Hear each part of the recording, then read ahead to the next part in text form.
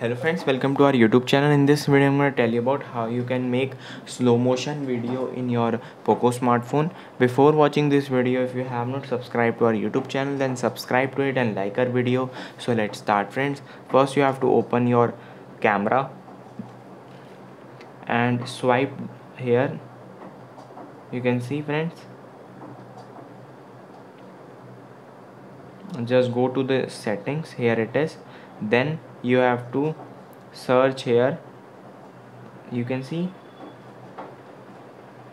click on settings.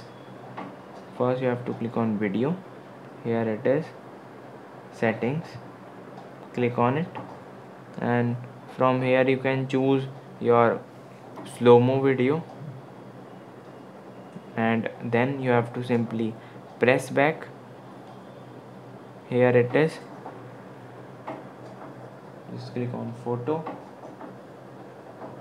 Here it is the timer. From here you can just set the time like this and you can make your video. I hope you like this video. If you like this video, then subscribe to our YouTube channel for more helpful tips and tricks videos. See you next time.